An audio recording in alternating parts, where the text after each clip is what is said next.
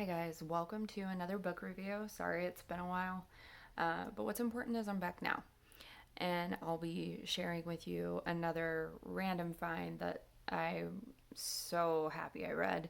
Um, and actually, it ties into one of the previous books I've reviewed, um, The Swans of Fifth Avenue, the book that focused on Truman Capote and his relationship with the high society women in New York. So this book I'm going to share with you today also kind of focuses on that a little bit. It's called Deliberate Cruelty. So this book focuses on Truman Capote, but also Anne Woodward. And they actually hated each other, but they had a lot in common. A lot of people in high society felt like Anne Woodward was a gold digger, a hanger on. She did not belong, and she had weaseled her way into this very prominent banking family. Truman Capote, same way. There were a lot of people that thought he just did not belong, and but was kept around because he was entertaining. But ultimately, the story of Anne Woodward is kind of what led to Capote's downfall, because he decided to write the story Le Cote Basque, which is one of his last short stories um, that was popular, right? And in that short story, he also divulged some secrets that the Swans, the high society women, had shared with him in the course of their friendship.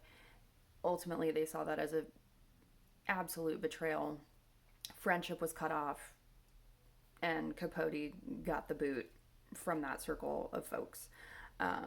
So, in a way, his obsession with Anne Woodward and what happened between her and her husband um, was his ultimate downfall. Also, at the time, this was considered like one of the crimes of the century. Um, and so we'll talk about what happened now. So, Anne Woodward and her husband Billy were at a party.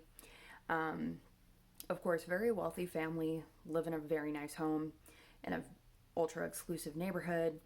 And that summer, there was rumored to be a prowler going into houses in the area, just taking random stuff or breaking into pool houses, and someone was obviously staying there for some time, right? So everyone's a little on edge. Have you heard about the prowler? Have you heard about the prowler? And Anne and her husband are there, and initially they're having a great time. The great time stops when everyone gets a little too drunk. People start accusing the other of, cheating, overly flirting, whatever. Her and her husband end up going home. They sleep in separate rooms, which was pretty common for rich folks at the time. Okay, that's not all that unusual for the time period. Um, Either way, Anne wakes up in the night, swears she hears a noise, and gets a gun. She's pretty adamant it's the prowler. She sees something in the dark and she shoots, and it turns out that it's Billy, her husband. So Anne maintains that it's an accident. Her mother in law seems to back her up on that fact. Um, However, other people that have more details into their marriage and the history of their courtship might have had different opinions and feelings about that. Um, Either way, it's a highly addictive read. If you love true crime, this is going to be right up your alley. It does talk a lot about Anne Woodward, her upbringing. It does the same thing with Capote. They had a lot in common, surprisingly. But either way, this is going to be really, really great preparation for the upcoming season of the show Feud. Again, stoked. Cannot wait to watch it. I really hope you guys will consider reading this book. It gives a lot more information into this crime. Which, I mean, there's also shows if you want to watch it. Like, there was a ID show, A Crime to Remember. They have an episode focusing on this as well. They've also, they didn't really touch on it in The Swans of Fifth Avenue. But, if you read biographies about Capote, it's going to focus on this a little bit too.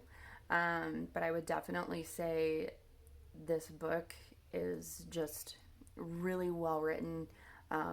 They tend to switch off, so one chapter is going to be about Anne, the next is going to be about Capote, and it's really fascinating to just see how much two people who absolutely hated each other had in common, but also the downfall of him giving more, I guess, writing the story, Le Cote Basque, and just how that absolutely devastated.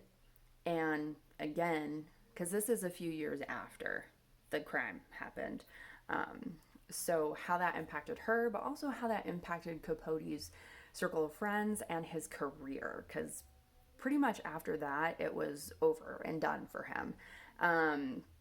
Anyway, random find. So happy I found it. Really do recommend that you guys give this a read. And until next time.